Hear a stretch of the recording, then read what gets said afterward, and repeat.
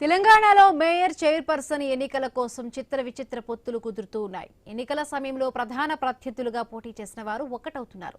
రాష్ట్ర స్థాయిలో ప్రధాన ప్రత్యర్థి పార్టీలు నిత్యం పరస్పర ఆరోపణలు చేసుకుంటున్న వారు కొన్ని మున్సిపాలిటీలో ఏకమవుతూ ఉండడం విశేషం. హంగ్ ఏర్పడిన చోట్ల ముఖ్య నేతలు గురిపెట్టారు. మద్దతు ఇచ్చే ప్రతి ఇతర పార్టీల స్వతంత్ర కౌన్సిలర్లను చేర్చుకుంటున్నారు. హంగ్ ఏర్పడే స్థానాల్లో కొన్నింటినైనా దక్కించుకోవాలని ఆశలు పెట్టుకున్న బీజేపీ ఎప్పటికప్పుడు మారుతున్న రాజకీయ పరిణామాలతో సందిగ్ధంలో పడింది. కరీంనగర్లో మేయర్ పీఠంలో హైడ్రామా నెలకొంది. కొత్తగూడెం మేయర్ పదవీ కాలాన్ని చెరొక 2.5 ఏళ్లు పంచుకోవాలని కాంగ్రెస్ సిపిఐ ఒప్పందం చేసుకున్నాయి.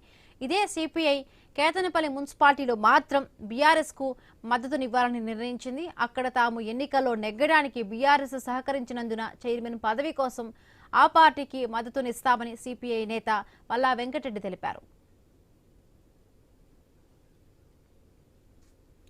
ఆదిలాబాద్ లో బీజేపీకి పీఠం దక్కాలంటే మరొక ముగ్గురి మద్దతు అవసరం. అయితే కమలం పార్టీని అడ్డుకునేందుకు కాంగ్రెస్ బీఆర్ఎస్ మజ్లిస్ కౌన్సిలర్లు ఏకమవడానికి ప్రయత్నాలు జరుగుతూ ఉన్నాయి. బెల్లంపల్లిలో కూడా కాంగ్రెస్ బీఆర్ఎస్ లు చెరొక 14 వార్డులు గెలిచి సమానంగా ఉన్నాయి.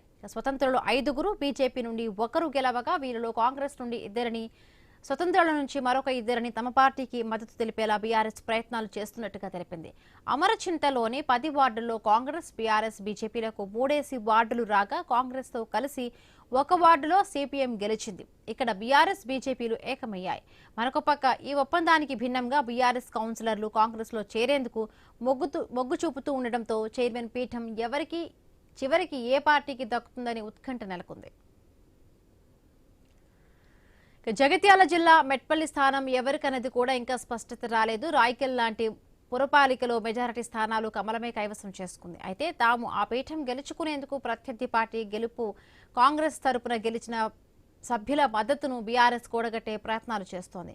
అలంపూర్లో బీఆర్ఎస్ కాంగ్రెస్ పార్టీలు చెరొక 5 స్థానాలు గెలుచుకోగా ఇక్కడి ఎక్స్-అఫీషియో సభ్యుడు స్థానిక ఎమ్మెల్యే బీఆర్ఎస్ కావడంతో మున్సిపల్ చైర్మన్ పదవి దక్కడం సులువని భావిస్తూ ఉన్నారు.